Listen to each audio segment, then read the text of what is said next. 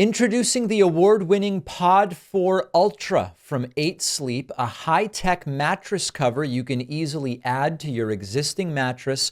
The pod changes the temperature of your mattress. You can set it anywhere from 55 to 110 degrees, letting you and your partner set different temperatures on each side. I keep mine at 60 so that I don't get hot. It can also adjust the position of your mattress to reduce snoring, and you get 30 days to try and decide if you love it. Go to 8sleep.com/Pacman and use the code Pacman to get $350 off your Pod 4 Ultra. The link is in the description. Welcome to 2025, everybody. I hope that your New Year's celebrations were, how do I put it, exactly what you would want. I'll admit I was asleep by 10:45, and it was great. We are going to have an insane year, and I know 4 years is what a lot of us are thinking about because of the incoming Trump administration, and that's completely reasonable. I understand why that's your expectation. It's mine as well. But I want to talk specifically about 2025 because it's very clear based on the first 24, 36, 48 hours of the year, and based on everything we were observing from November 5th through December 31st last year, it's abundantly clear that this is going to be a particularly bonkers year.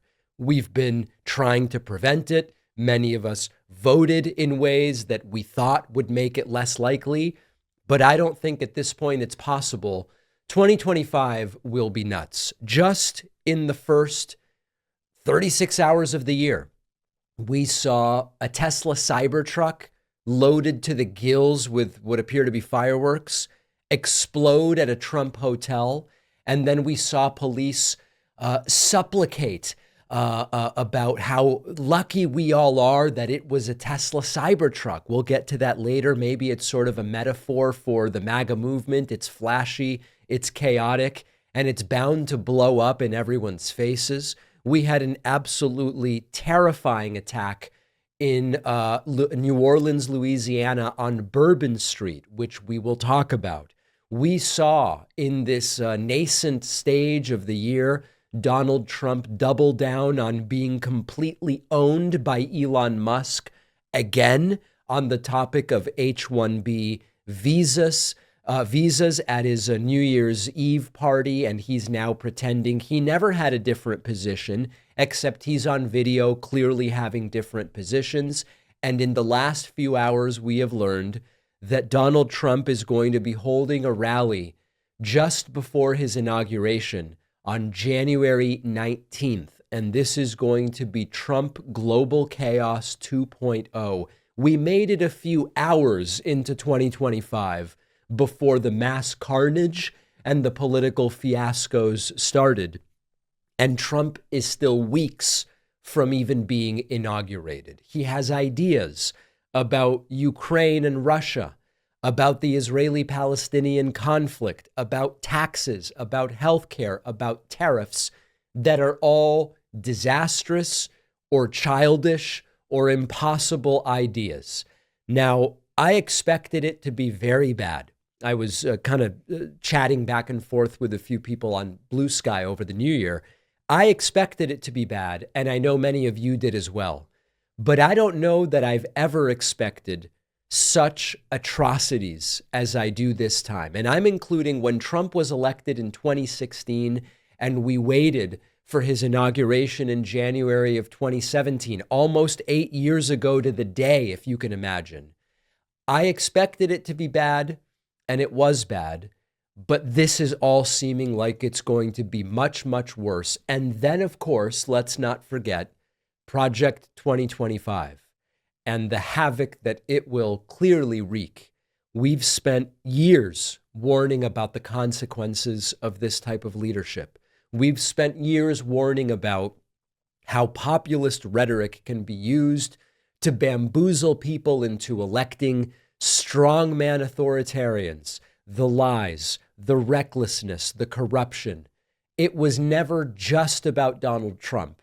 And we are about to see the infection of government with a sort of virus for which I don't know if we have any cure or vaccine for. I guess the vaccine would be education to a degree, and we know they've decimated that. It is going to infect and invade every corner of public life. And so we are buckling down to watch it unfold. We're not going to go quietly. And although this is sounding like a very dark and dystopian way to start the year, I am inspired by much of what I'm seeing. The immediate tune out that we saw after November 5th has dissipated. And I am now getting emails. Remember, November 5th through 25th, let's say, I was getting dozens and dozens, if not hundreds of emails saying, David, I can't do it anymore. I have to tune out. It's bad for my health. I'm despondent. I don't think we can do anything to stop it. They are too well organized, and on and on and on. And I respected that very much. And I said, do what's good for you. Do what you feel you need to do for your mental and physical health. We're going to sort of regroup. And I believe we will be ready by January 20th. And what I am now seeing is that becoming a reality. Now I'm no longer hearing from I'm tuning out for years, David. Maybe some of those folks did leave, but so many people are now getting ready for what is coming. And I do think, as Mark Elias said, we need to build an opposition, not a resistance. I see it being built. The conversations I had in DC 2 weeks ago with other creators inspire me that we are all seeing the same thing. We ran this New Year's Day membership special yesterday, and 170 people signed up in one day. If you missed that membership special, by the way, just email info@davidpakman.com. Say, hey, I'd like that code, David. We'll give it to people. You can take advantage of it through the end of the week. What I am seeing is that people are getting ready. They are motivated and activated. And I do not believe that we are going to go quietly into the night. So it sounds like we're starting in a dark place, but I actually think we're ending in a good place. People are ready. Let's get into it. And next week, we've got a lot of important stuff planned in terms of the strategy for this year and beyond. All right. People are very much right to be furious at what's going on with the health insurance companies. What we can say, of course, I don't support vigilantism. Of course, I don't support criminality, murder, homicide, assassinations. Of course, I don't support any of that. That is not a way to fix systems that I have ever seen work in history. And also, I understand why millions, if not tens of millions of Americans are furious at what health insurance companies and the health insurance industrial complex have done to the country and to our ability to get health care that we need at an acceptable quality at an affordable cost. We are now learning about United Healthcare denying the claim of a woman in a coma. This is a story that has gone viral because of a social media post from Dr. Zachary Levy, who says that he has a patient in a coma and that United Healthcare said, we don't know that what you're asking for is medically necessary. Let's go to the post that the doctor made on Twitter, where he said, quote, United Healthcare just denied a claim of one of my patients in the ICU with a brain hemorrhage, in a coma, on a ventilator, in heart failure, because I haven't proven to them that caring for her in the hospital was, quote, medically necessary. Tear it all down. Dr. Levy went on to say, quote, meanwhile, I've been instructed to write a letter of medical necessity to United Healthcare, and this is all I can come up with. And what he wrote is the following. I'm writing on behalf of my patient to document the medical necessity of being on a ventilator in the intensive care unit for the treatment of their brain hemorrhage, cerebral edema, and respiratory failure. Their treatment was medically necessary to prevent them from dying during this visit. Please contact me if you need anything else. We need a quick approval here. This is the way that it often works. A doctor says, as a doctor with experience doing doctor stuff, here's what the patient needs. And then in comes an insurance company and says, nah. Now, you might soberly say it's logical that if a company is going to pay for something, that they would have a process for making sure that they are paying for something that is appropriate. Fine. The problem is that the dynamic of this often puts non-doctors on a computer at United Healthcare or Cigna or whoever in a position of saying, I, as a non-doctor, now decide whether the doctor's professional opinion is acceptable to me. What many have found is that when there is such a denial, you say, oh, let me know the name of the doctor who made this decision. They find out it wasn't a doctor at all who actually made the decision. And the fact that this is something people have figured out, that this is a technique sometimes people use to get reversals on these denials, is a sad commentary on the situation that we have. Now, I do want to give you the other side of this whole thing. And this is not a defense. This is just explaining to you sort of like a how we got here. Many of you are familiar with the $50 Tylenol pill in a hospital. Many of you have written to me and said, I got a breakdown of my hospital stay. They charged $50 for a Tylenol pill, which costs, pennies when you go and buy Tylenol at CVS or Duane Reade.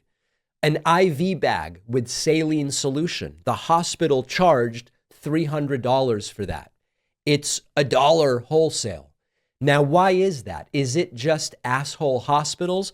Well, not really. And again, this isn't a defense of the hospitals. It's an explanation of how the system feeds on itself, and the hospitals react to the health insurance companies. The health insurance companies then react to the hospitals. When you see a $20 Band-Aid, it reflects not just the cost of the Band-Aid, but it reflects the cost for the billing staff that hospitals have, the medical coders that are required for the hospital to get paid by the health insurance company, compliance with the insurance requirements, the computer and software systems required to interface with the health insurance companies. In a sense, the hospitals charge higher prices to compensate for patients who can't pay their bills. So the fact that there are uninsured people, thanks to our system, or people who will come in and get treatment and never pay, the people who have the health insurance are charged more to compensate for that. Because hospitals know that they will negotiate with insurers, they will often set very high, what might be called retail MSRP charge master prices, so that then they have room to negotiate with the insurance companies. I told the appendectomy that shook the world. Years ago, I had appendicitis and I had an appendectomy, and we looked at my bill with the audience at the time, and it was like $35,000 or something like that. And indeed, there were charges in there. The crackers they gave me in the recovery room were on there. And the one anti-nausea pill that they gave me, it was $70 or all this stuff. But it didn't really matter in the sense that what the hospital was ultimately paid for was what was left of my $2,000 deductible, right? Which I think was like $1,100 at that point in the year, plus a pre-negotiated rate with my insurance company. I think it was like $9,000 or something like that. So they prop up the bill with, we gave him crackers and we gave him this and we gave him that and we dosed him with this other thing. It's $36,000, $37,000. It's already been pre-negotiated. Oh, we've agreed to accept the $9,000 or something like that. And this is all part of it. We also have lack of transparency. Nobody told me in advance appendectomies are $35,000, or your insurance company pays us $9,000. You've got to give us $1,100. That's good. It just doesn't happen. And of course, in an emergency situation, who can shop around anyway, right? That's another broken part of the system. So all of these are reasons why these systems feed and feed and feed on themselves, and people have a right to be angry. My monthly health insurance premium in 2023 was $707 a month. This year, that same plan went up to $743 a month. I recently had labs done. The labs were billed at $600. My insurance only pays $300. So even though I'm paying my $700 a month in premium, I still had to dump in another $300 for my labs. I still have copays of $30 at my doctor and $60 at specialists. So what I'm going to do is look at getting a super high deductible plan, maybe a catastrophic plan. Maybe instead of $740 a month, it'll cost me $200 a month. Everything will be out of pocket for like the first $5,000. I've got to meet that deductible, and then my insurance will pay for everything. That's another possibility. But the fact that this is the way it all works is a broken system. So people have a right to be angry. What's going on is absolutely outrageous. I hate to break it to you. Trump's not going to solve this. Trump's promise for a beautiful healthcare plan, it's a 10-year promise now. Back in 2015, he started saying, we'll replace Obamacare. Obamacare was 5 years old then. It's now 15 years old. Trump's not going to do it. So if we are going to solve this problem, oh, sure, it'd be great to just have a president that will solve it. Well, it's going to be 4 years. The way to solve this now is for some state or group of states to do what Vermont planned to do and ultimately was not able to do, which is a state single payer system. That I am increasingly convinced, especially when we're going to have 4 years of Trumpism, that is going to be the path to creating a model and saying, look, they were able to do it. Vermont, due to its rural nature and the way they were planning to fund it and a bunch of other details, it didn't work out. There are many other states that are considered good candidates for this. Washington is one that's often mentioned because it has more of a blend of urban and rural. You need some density, more densely populated areas in order to have a risk pool that more appropriately represents a sort of a normal distribution of outcomes. There's a whole bunch of other factors, right? But Washington's being talked about as a possible place. Connecticut is an interesting one. Geographically, it's smaller. Of course, you could say, well, David, Rhode Island's even smaller. Yes, but Connecticut is better off financially and a larger total GDP. So Connecticut may be an ideal place to test something like this. Of course, Massachusetts is often mentioned in this as well. So that is where I think we are going to see the start of something like this, especially when Trump is president. People are right to be angry. Let's take a quick break. We are shot out of a cannon on the first show of the year. It's great to have you here. We have a lot ahead. Let's talk about a game changer in sleep technology, our sponsor 8 Sleep and their revolutionary Pod 4 Ultra. The Pod is a high-tech mattress cover, and you can easily add it to your existing mattress. You can cool or heat your mattress based on your preferences and even elevate your head if you snore. I run hot. I hate getting hot when I sleep. That's why I set my 8 Sleep Pod to keep my mattress at a cool 60 degrees at night. You can set it anywhere from 55 to 110 degrees. You can set each side of the bed independently to a different temperature depending on your preferences versus your partner's, or you can set your pod to detect your body's sleep cycles and automatically adjust temperature for optimal sleep.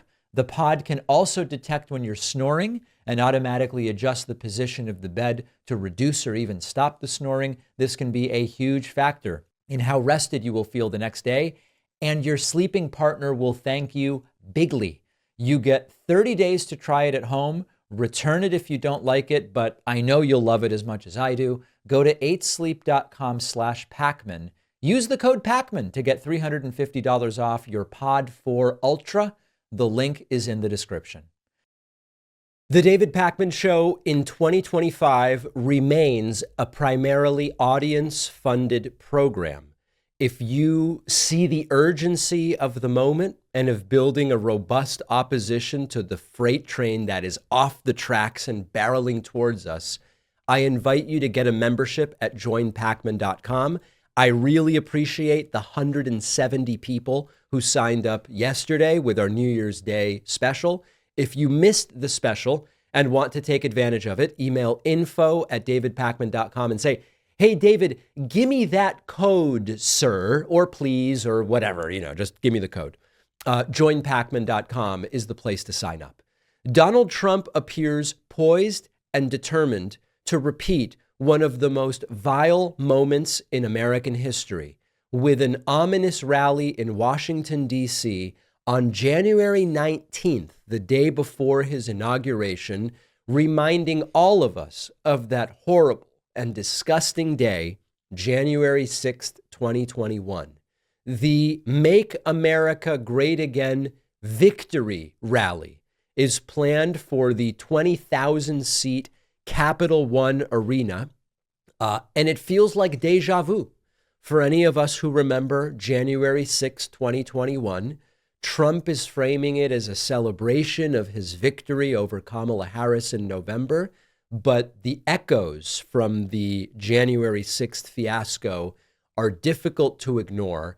And big picture, this sort of victory rally, once again, we don't want to overuse the metaphor or the analogy, but when you think about the sorts of leaders in the 20th century who did these sort of massive rallies when he's not even running for anything anymore, he can't run again, term limited, the echoes of 20th century authoritarianism are very difficult to miss. Now, the rally is being organized by the Trump-Vance Inaugural Committee. That's the sort of slush fund that Trump's favorite and soon-to-be favorite billionaires are dumping money into Trump through. This is scheduled for 3 p.m. Eastern on the 19th.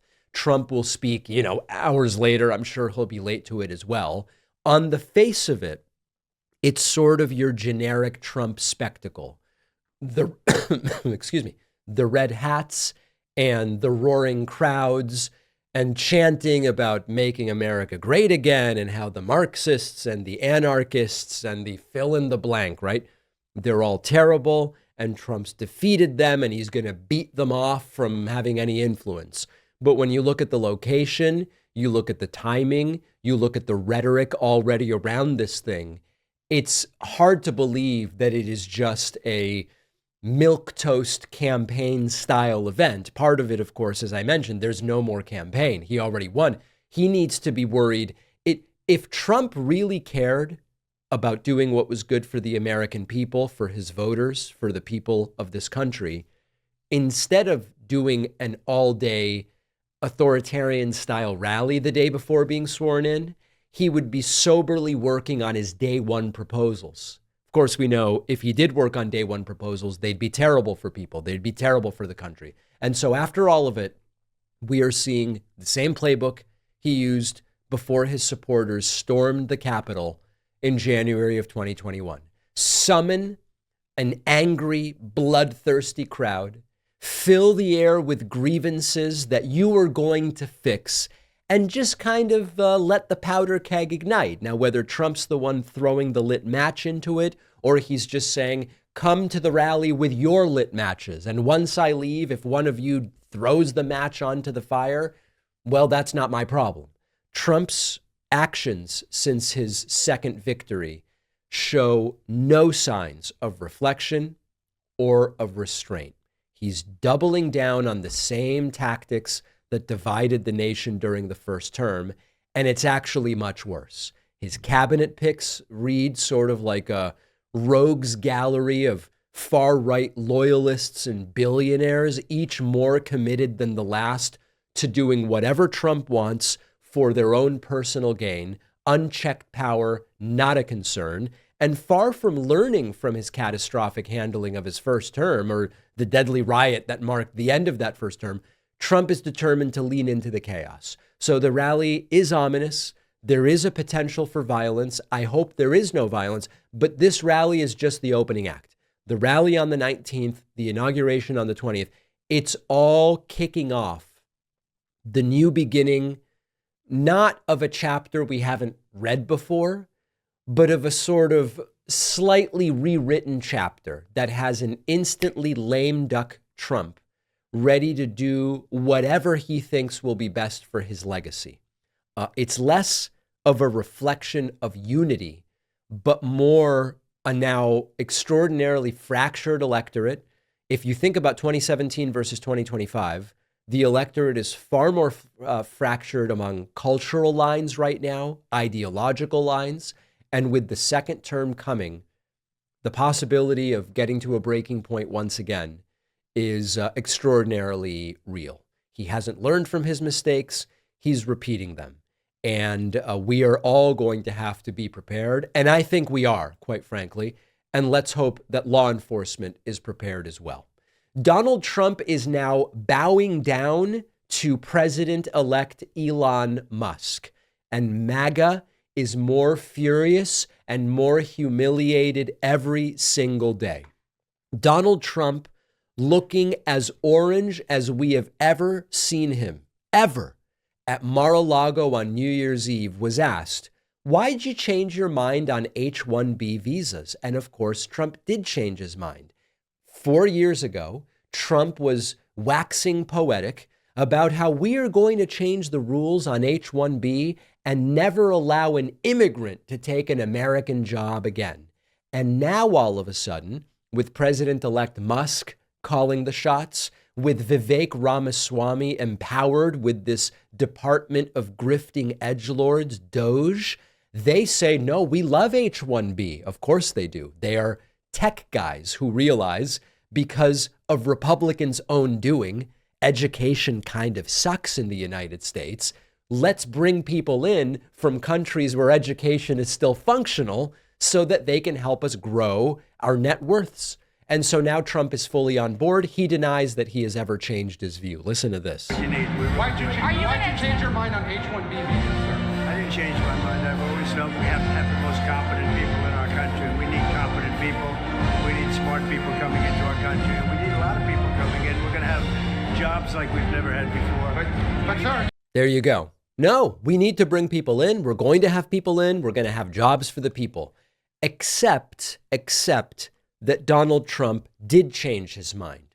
Donald Trump did his classic, let me tell you a story about one individual who lost a job. Let me tell you a story about a guy who had to train his foreign replacements. And this is Trump as president a few years ago saying, we are going to limit H-1B. We're going to cut this whole thing down.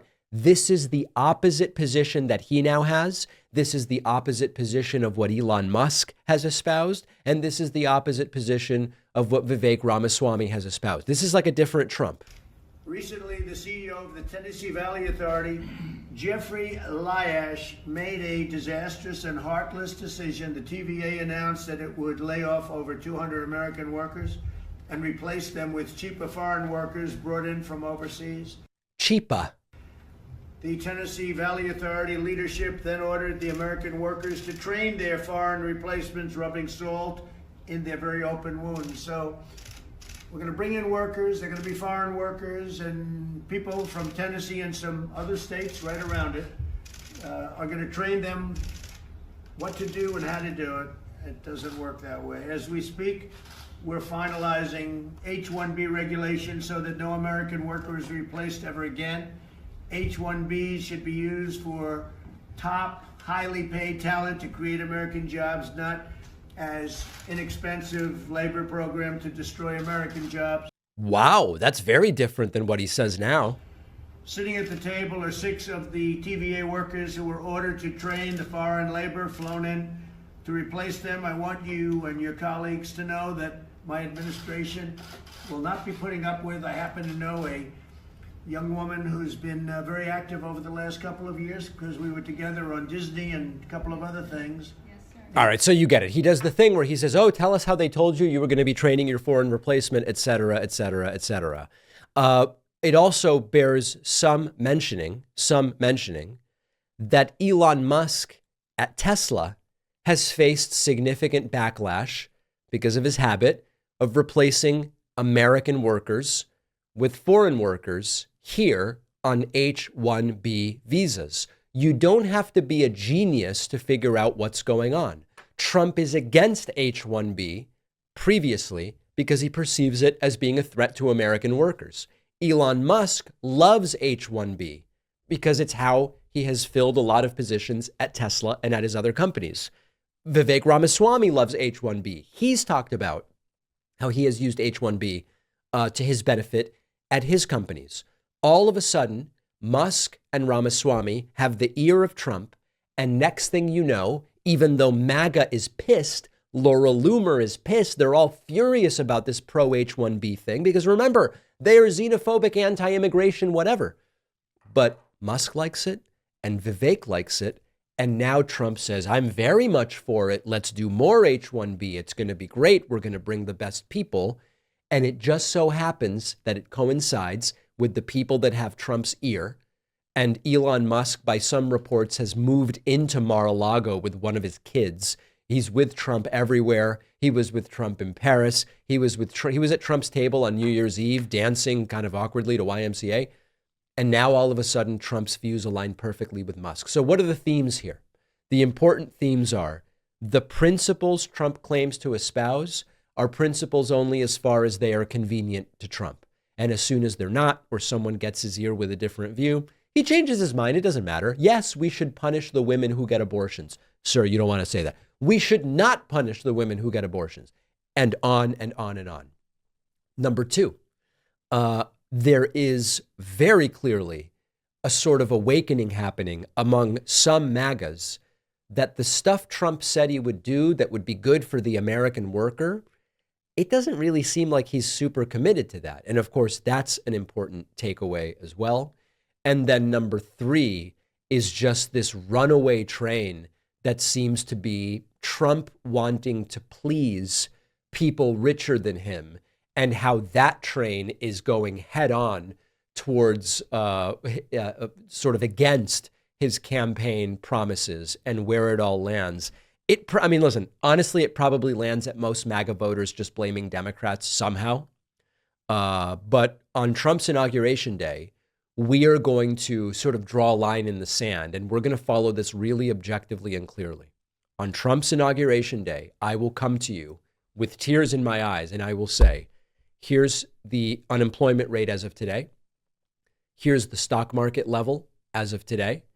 Here's the wage level, the consumer price index and inflation numbers. We will say this is where Biden left off and Trump started.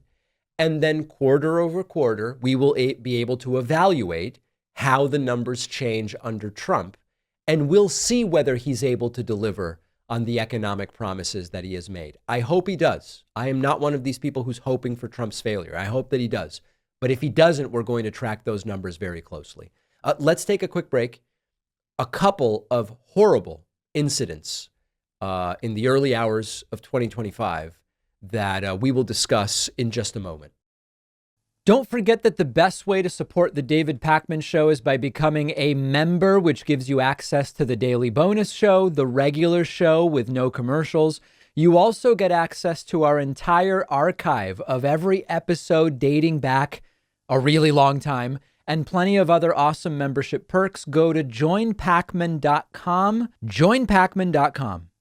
All right, I mentioned at the top of the show that there was this horrible, horrible incident in New Orleans where an individual drove a vehicle through a crowd of people, numerous casualties. The breaking news channels, Associated Press, Reuters, etc., they've all done a good job of giving the facts. And so this is not about retelling the story. If you're interested in the details of what took place, it is widely available. What I want to focus in on is how when you have only a hammer, everything looks like a nail. And despite the fact that the perpetrator in New Orleans is an American-born military veteran, not a foreigner, Donald Trump doubled down saying, I told you that these foreigners represented criminal danger in the United States. Let's start with the statement that Donald Trump put out about the incident, which was then amplified by Donald Trump's incoming press secretary, Caroline Leavitt. Donald Trump saying, quote, when I said that the criminals coming in are far worse than the criminals we have in our country, that statement was constantly refuted by Democrats and the fake news media. But it turned out to be true.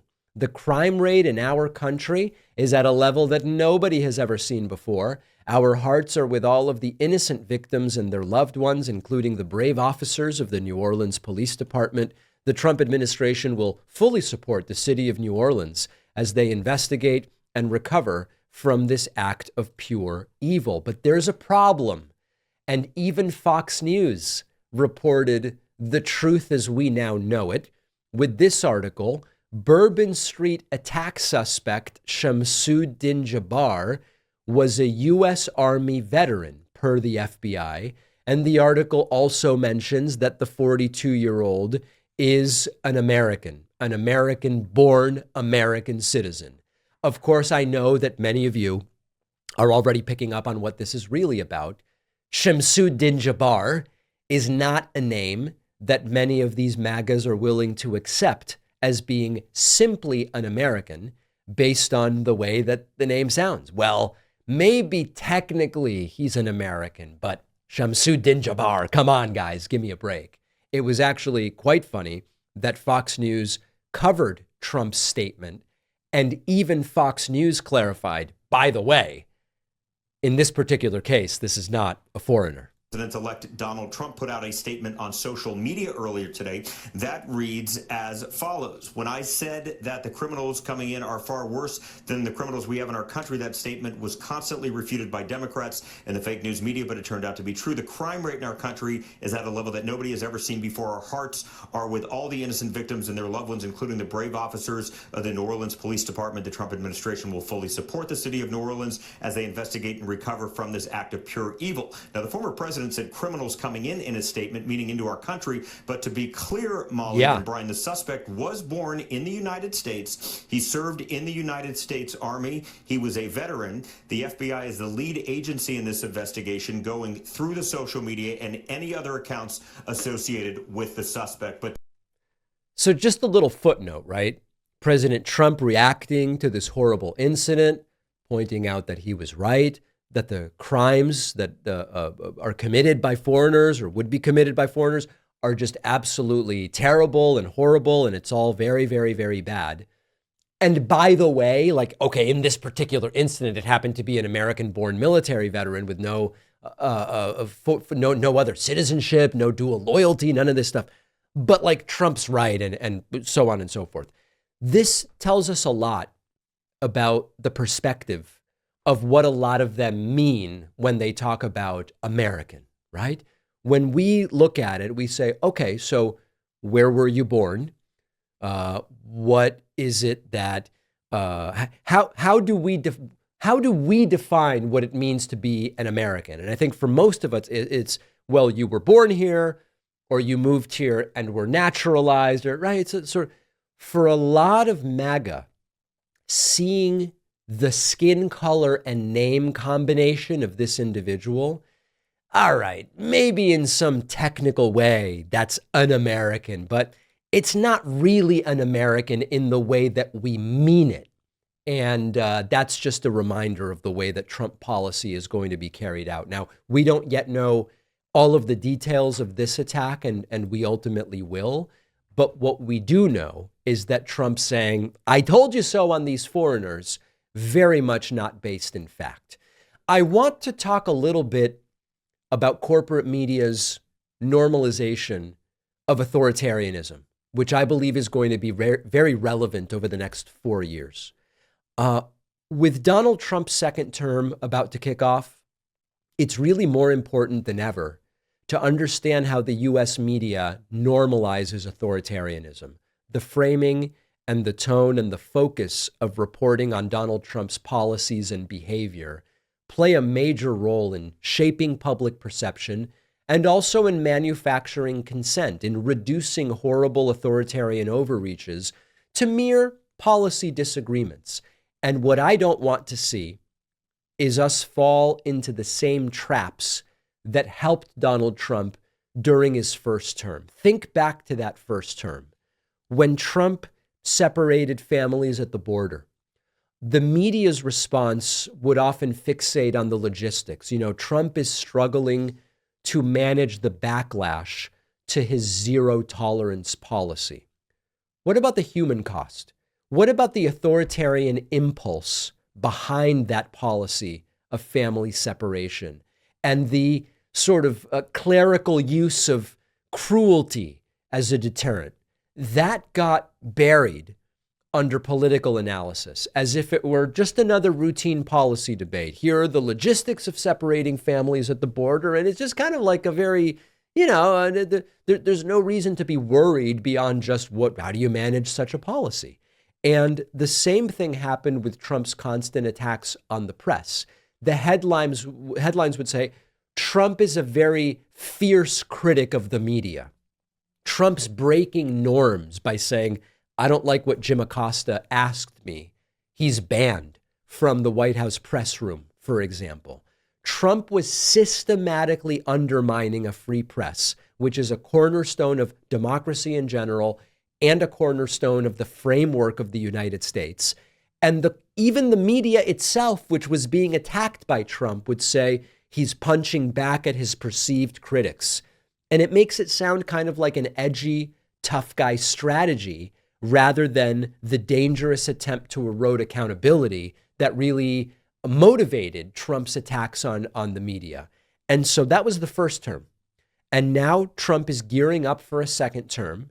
And to a degree, corporate media is already falling into familiar patterns. When Trump unveiled plans to reinstate Schedule F, which is this mechanism for purging the federal workforce of those that he deems disloyal, a lot of outlets sort of use the anodyne phrase, reshaping the federal bureaucracy, always using the term bureaucracy as a sort of pejorative or as a negative. It's sort of like calling arsonists engaged in remodeling efforts, right? When they decide to burn a house down.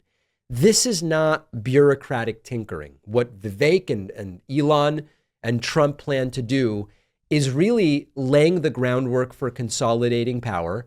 And they've said it. It's about turning federal agencies into tools of personal loyalty to Donald Trump. Corporate media is failing you on this. It's just failing you. Now, corporate media's ratings, for the most part, are down dramatically since the election, but that's a different story. One other example, Trump's recent rally announcement. We talked about it earlier that he's doing this rally on January 19th. Instead of really grappling with the fact that Trump is, even though he won and he has no more presidential races to run, instead of really saying, wait a second, Trump even now is finding ways to whip his base into a frothy frenzy with violent rhetoric and recreating a very similar event to what led to the Trump riots in 2021. They talk about the expected crowd size and the slogans and how this is a rally that might be used to preemptively boost his popularity and have him enter office with a higher approval rating. It's the same very dangerous superficial playbook, which is you treat it like theater instead of really interrogating the authoritarianism that lurks beneath what Trump is doing. Now, why do I bring it up now on January 2nd, 2025, 18 days from Trump's second term? Well, that's exactly why. Because Donald Trump's second term is shaping up to be even more dangerous than the first. He's surrounded himself with loyalists and he's doubling down on the grievance politics. He's explicitly promising to weaponize government against enemies. And after Matt Gaetz's nomination to AG failed, now it's Pam Bondi, another hardcore Trump loyalist who's slated, at least potentially, to become attorney general. So the reason I'm bringing it up now is we're beyond 2024. We're 18 days from the inauguration. Trump's telling us what he's going to do, and the stakes really couldn't be higher. And the media's role is either going to be, we're going to expose this behavior as authoritarian, or we're going to enable it. And it's going to make a big difference. I can do everything possible on my show, but it's just one show. And I just don't have the reach that corporate media has in sum total. And if corporate media continues to sanitize Trump's actions and looking at these authoritarian moves as, oh, it's a controversial move. It's an unusual choice, focusing on the strategy over the consequences, then Trump's effort to dismantle the democratic norms he wants to dismantle is going to slide under the radar. And we saw it to a degree in the first term, and we're potentially heading that way here. So what can we do? Number one, I'm doing what I can to tell you, recognize these patterns in media coverage. When you see it, when you see the corporate media using euphemism and false equivalency and false neutrality to cover naked authoritarianism, you reach out to them and you say, what the hell are you doing? For as long as you continue covering this stuff in this way, I'm tuning out. Demand better from the media outlets that you are seeing this stuff happen on.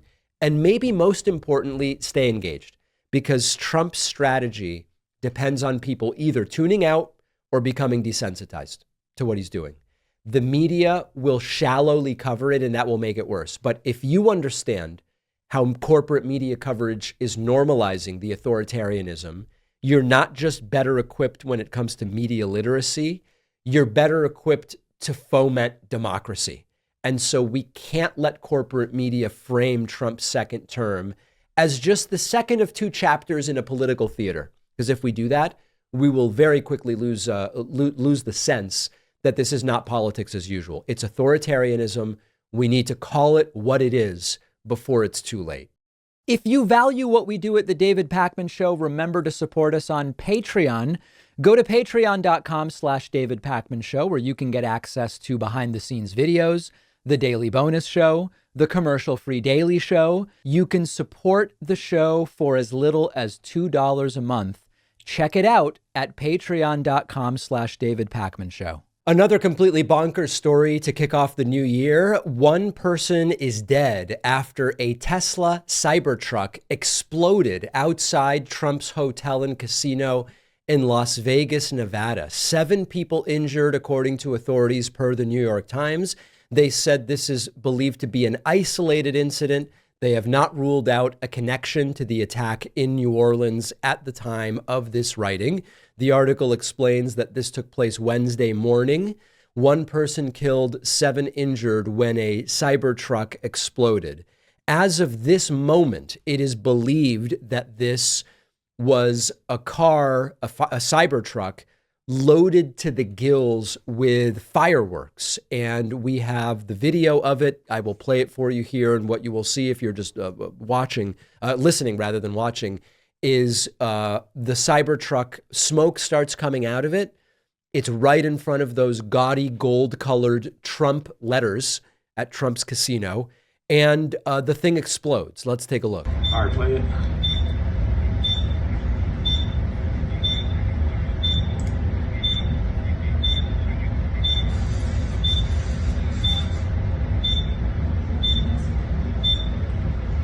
Copy. Yeah.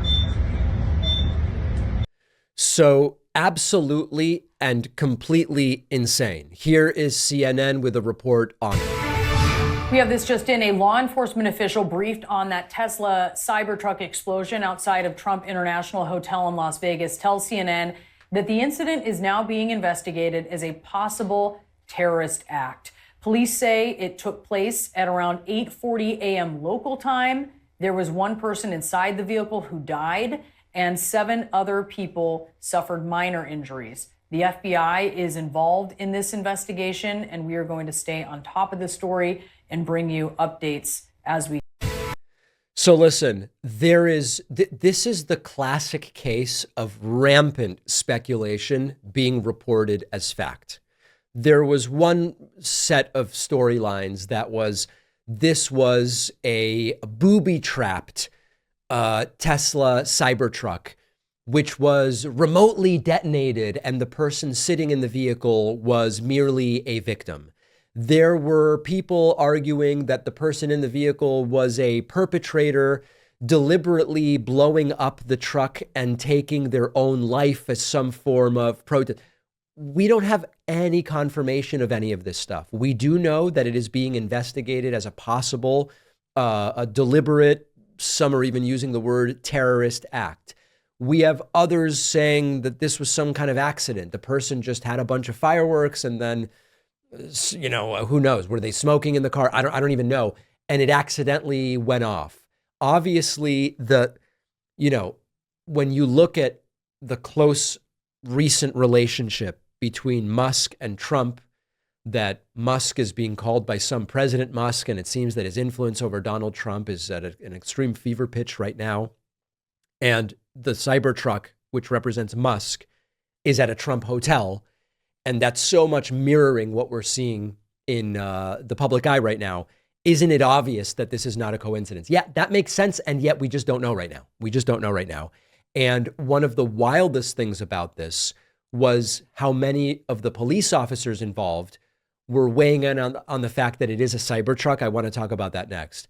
I watched a little bit of the video of a press conference given by Las Vegas police and the local sheriff's office after this Tesla Cybertruck exploded, apparently filled with fireworks, in the porte cochere, as Eric Trump called it, of the Trump casino in Las Vegas.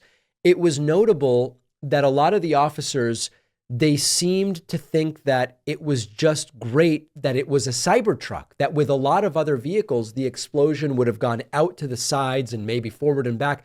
But because it's a Cybertruck and it's such a great car, a lot of it was sort of directed up, and that's a good thing. Here are the police officers, and I'll give you my analysis up front. It seems like there are some officers here really thrilled that this put them in direct contact with Tesla and Elon Musk. That's the sense I get.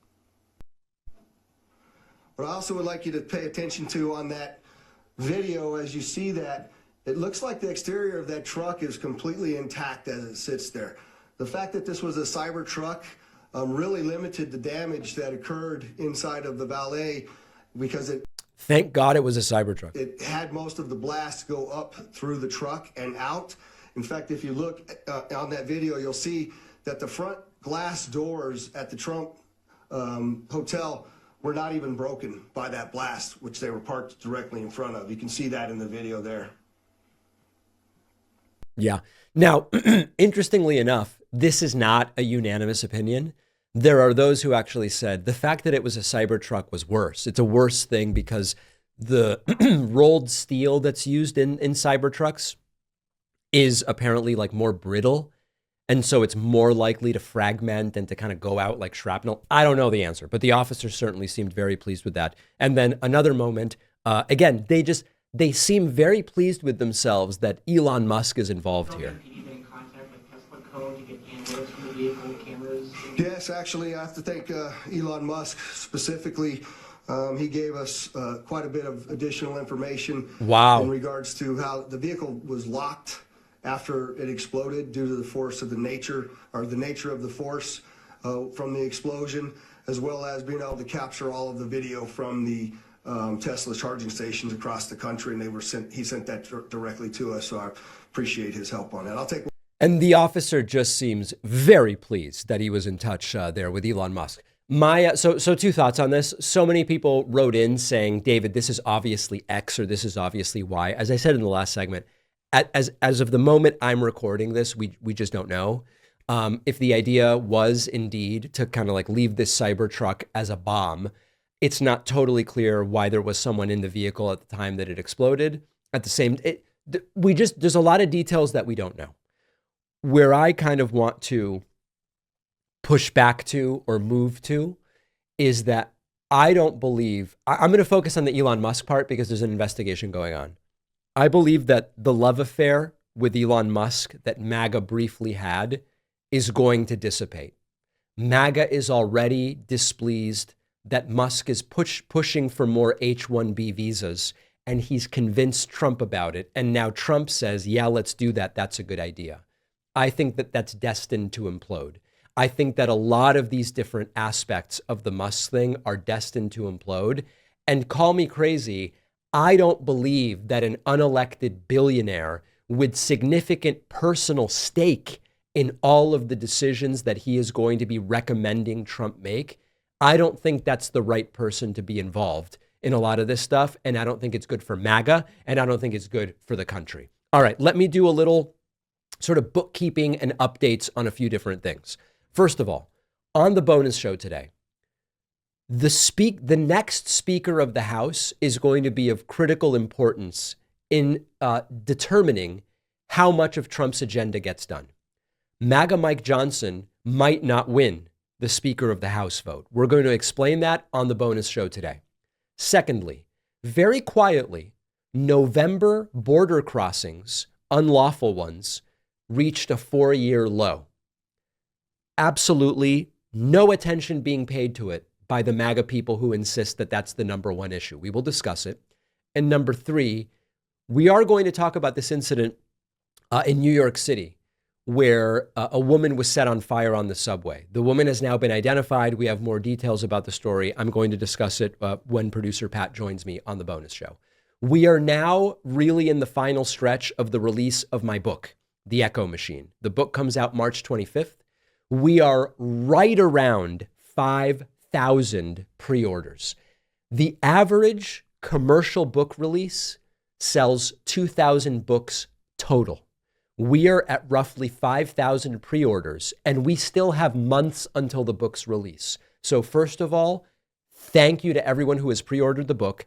You can still get all of the free extras all the way through March 25th. It wasn't just a 2024 deal.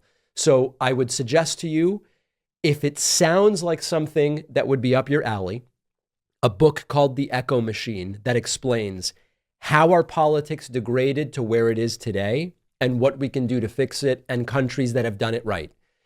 Pre-order the book. You can find it on Amazon, Barnes & Noble, Audible, Kindle.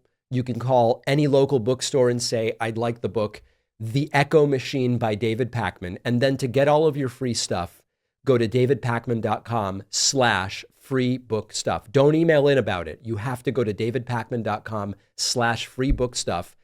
We are right about to pass 5,000 pre-orders. They said we couldn't do it, and we've done it. Let's go for 10, is my opinion.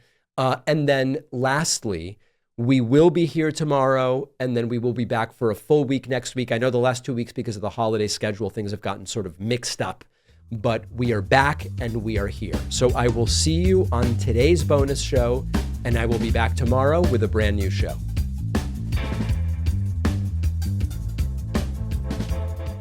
Thanks a lot for watching today's show. I just want to take a second to tell you about today's sponsors. Introducing the award-winning Pod 4 Ultra from 8 Sleep, a high-tech mattress cover you can easily add to your existing mattress. The Pod changes the temperature of your mattress. You can set it anywhere from 55 to 110 degrees, letting you and your partner set different temperatures on each side.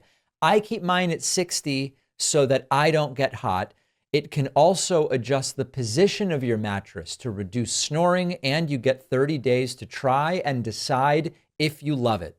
Go to 8sleep.com/Pakman and use the code Pakman to get $350 off your Pod 4 Ultra. The link is in the description.